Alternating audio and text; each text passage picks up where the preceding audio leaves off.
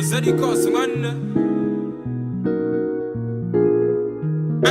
banger. Make a pom, make a pom pom pom, make a pom, make a keep a tick pom pom pom. Your body kakara, make a pom pom pom, on a make it. Qui le fait à ma tête. Il peut discuter avec d'autres équipes. Là, normalement là. Je crois. Normalement. Ouais. Mais le truc c'est que ça devient une mode. Parce que je pourrais t'en citer. C'est à l'image de notre société. Aujourd'hui, c'est les agents qui, tu vois, chez nous, c'est les financiers. C'est même plus les spécialistes dans des domaines, c'est le financier qui décide. Et ben, dans le monde du foot, c'est les agents. C'est-à-dire, à un moment donné, l'agent négocie, il essaie de trouver des perspectives. Et le joueur, il est imbriqué là-dedans. J'en reviens au même problème, la faiblesse des institutions aujourd'hui. Tu vois, Donc les agents, ce sont un peu des avocats pour les divorces. écoute, en 2012, j'ai entraîné l'AC Bellinzone, comme tu sais, en Suisse. À un moment donné, on était en novembre, j'ai un agent qui m'appelle, il faudrait que tu fasses jouer tel joueur parce que je veux le placer au mois de décembre. C'est le président qui m'appelle, mais tu crois que... Non, alors il faut prendre un autre entraîneur, mais je ne vais pas en fonction des agents faire... mais on en est là aujourd'hui. C'est très complexe, c'est des réseaux, des mecs influents qui influencent, voilà, qui a le pouvoir, qui décide, qui oriente. Voilà. Alors que quand tu as une institution forte, avec un président fort, tu vois, les présidents c'est pareil. Il y a eu des très grands présidents en France qui ont duré pendant longtemps. Aujourd'hui, tu as des mecs qui arrivent de je ne sais d'où, ils mettent de l'argent dans un club, ils n'ont aucun rapport avec ce club à la base, donc c'est juste un projet économique, tu vois. Court moyen terme. Une dizaine. Dybala, Lacazette, Mbappé, Rudiger. On comprend, mais c'est financé. Aujourd'hui, est-ce que c'est devenu une mode aujourd'hui C'est à l'image de notre société. Aujourd'hui, c'est les agents qui, tu vois, chez nous, c'est les financiers. C'est même plus les spécialistes dans des domaines, c'est le financier qui décide. Et ben, dans le monde du foot, c'est les agents. C'est-à-dire, à un moment donné, l'agent négocie, il essaie de trouver des perspectives. Et le joueur, il est imbriqué là-dedans. J'en reviens au même problème, la faiblesse des institutions aujourd'hui. Tu vois, Donc les agents, ce sont un peu des avocats pour les divorces. écoute, en 2012, j'ai entraîné l'AC Bellinzone, comme tu sais, en Suisse. À un moment donné, on était en novembre, j'ai un agent qui m'appelle, il faudrait que tu fasses jouer tel joueur parce que je veux le placer au mois de décembre. C'est le président qui m'appelle, mais tu crois que... Non, alors il faut prendre un autre entraîneur, mais je ne vais pas en fonction des agents faire... mais on en est là aujourd'hui. C'est très complexe, c'est des réseaux, des mecs influents qui influencent, voilà, qui a le pouvoir, qui décide, qui oriente. Voilà. Alors que quand tu as une institution forte, avec un président fort, tu vois, les présidents c'est pareil. Il y a eu des très grands présidents en France qui ont duré pendant longtemps. Aujourd'hui, tu as des mecs qui arrivent de je ne sais d'où, ils mettent de l'argent dans un club, ils n'ont aucun rapport avec ce club à la base, donc c'est juste un projet économique, tu vois. Court moyen terme. Tu comprends, ça a des conséquences. Tout est lié. J'ai un exemple là. Bordeaux. Ouais. Bordeaux. Ouais, Bordeaux. Bon, ils ont gagné aujourd'hui, je suis content, j'aimerais bien qu'ils ne descendent pas ces clubs-là. Non, Mais c'est bon, vrai. Saint-Étienne aussi, j'aimerais bien qu'ils se maintiennent. Mais bon. Et qui va descendre à leur place parce que Je sais pas, mais. c'est quand même eux les premiers à descendre. Ouais, et puis ils n'ont pas de réussite. Le dernier match Saint-Étienne, à 95e, tu prends ce but de Fofana, je crois, de Lens. Alors qu'ils menaient. Ouais, ils menaient à 0. Ils menaient à 0. Hein. Ils ont perdu 2. Et puis bon, ils ont un coach qui a réussi un truc incroyable il y a quelques années avec Toulouse. Donc il faut y croire jusqu'au bout, il va rien lâcher. Mais on verra. Ah ouais, ça s'accroche. En tout cas pour le public de Geoffroy Guichard. J'ai eu la chance de jouer à Geoffroy Guichard à l'époque, en Ligue 2 justement à Créteil. Bon, on s'est fait cracher dessus quand même par le COP derrière le but, mais j'en veux pas, c'est des vrais publics. Ouais. Donc pour toutes ces raisons-là, ouais, ça serait bien qu'ils ne descendent pas. C'est vrai que ça fait partie un peu du patrimoine un peu du foot français. Enfin, plus Saint-Étienne. C'est vrai que Bordeaux aussi, mais c'est vrai que Saint-Étienne, Je précise que je suis nantais. Hein. J'aime Paris parce que j'y ai joué et puis j'ai beaucoup Mais je suis nantais. T'es nantais. Depuis 1986. T'es né à Un match Villeneuve. retour. Oui, mais un match retour. Nantes, Inter de Milan, après une défaite 3-0 à Milan, 3-3. C'est ce jour-là, vraiment, devant la télé. Voilà, Nantes, après j'ai suivi Coco Suodo, le championnat en 95, je crois, avec ce but extraordinaire entre Loco, Wedek. C'était contre Paris. Et Pedros. Contre Paris, un but extraordinaire avec Bernard Lama. Bernard Lama qui te met excellent. Voilà, je suis nantais. Et d'ailleurs, je félicite Comboiré. Et heureusement qu'ils l'ont pris au moment où ils l'ont pris, parce que sinon ils descendaient. Et voilà, ça c'est un homme qui aime son club, qui est rigoureux, qui fait un vrai travail. Ils ont perdu de justesse la semaine dernière à Nice, mais là ils ont encore gagné. C'est vrai qu'il a bien remonté. Oui. C'est une équipe équilibrée qui est compétitive aujourd'hui, ce qui n'était pas le cas avant qu'Amboiré arrive. Quoi. Parlant de ça, je fais juste un petit rapprochement avec, comparaison avec ce qu'on voit avec Paris. C'est que Comboiré, il est arrivé, effectivement, il avait les mêmes joueurs qui jouaient de cette façon, il ne faisait pas les résultats. Il a mis en place, et moi j'ai vu cette transformation de comment les joueurs qui jouaient dans la même équipe, en fait, les mêmes joueurs, sont transformés dans la façon dont ils se comportaient sur le terrain.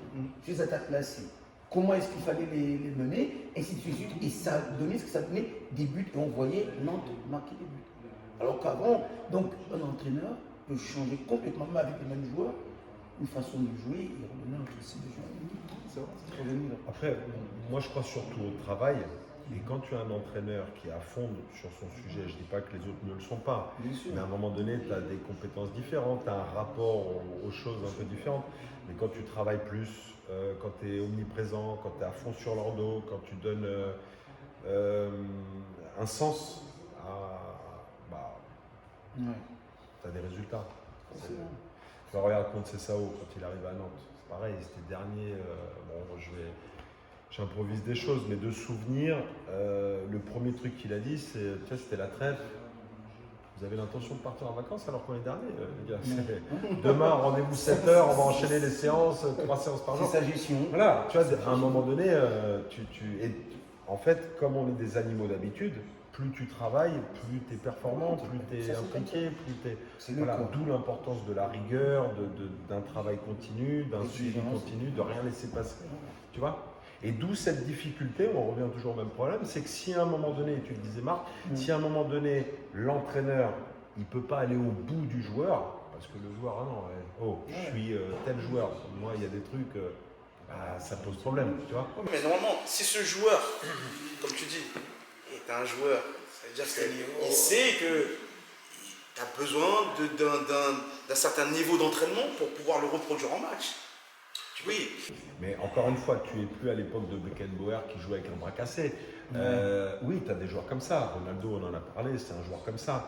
Mais tu as aussi des joueurs qui sont très bons, qui ont un potentiel énorme, mais qui se contentent de ça. Voilà, qui ne sont pas à la limite, tu vois. Regarde, encore une fois, l'expérience en Italie. Moi, ce qui m'a choqué là-bas, c'est le rapport au travail qu'ils ont. C'est incroyable. Quand tu rentres sur un terrain, jusqu'au moment où tu sors, tu travailles d'abord. Tu vois. Le foot, oui, mais tu es là pour travailler.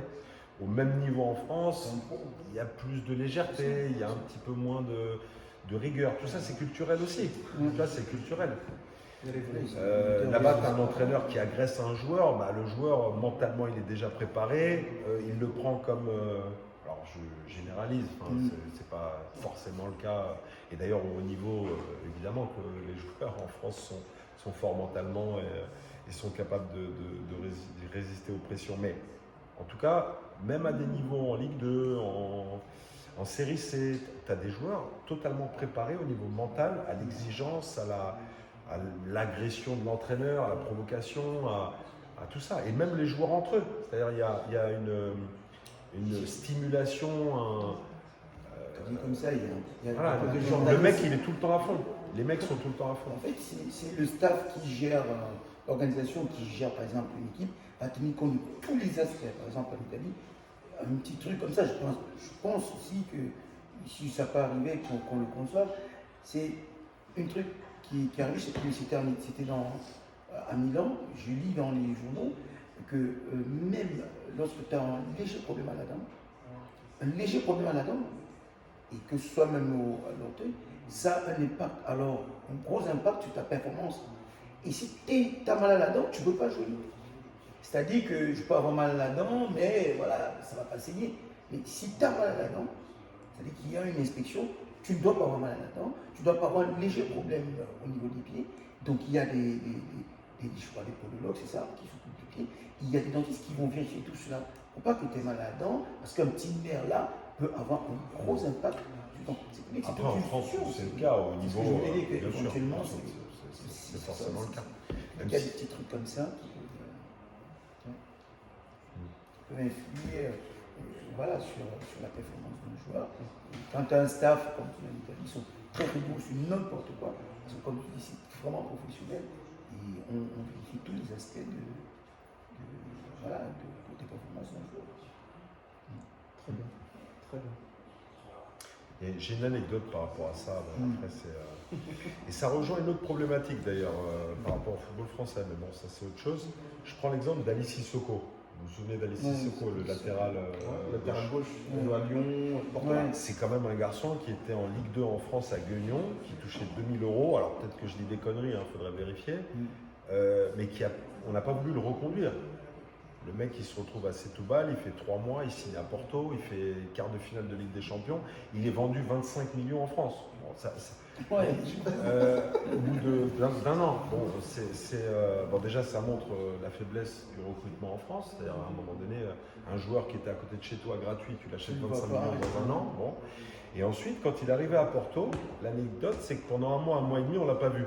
Donc on se disait, bon, c'est un joueur complément, il arrive de Setúbal, peut-être qu'il sera prêt. Et en fait, les mecs ont expliqué qu'à l'époque, il avait un problème de respiration. Donc pendant un mois, ils lui ont appris à respirer mieux, pour faire des allers-retours, pour mieux maîtriser sa respiration. Donc tu vois, c'est des détails au très haut niveau. Bien sûr, voilà. Bien sûr. Mais bon, ça c'est je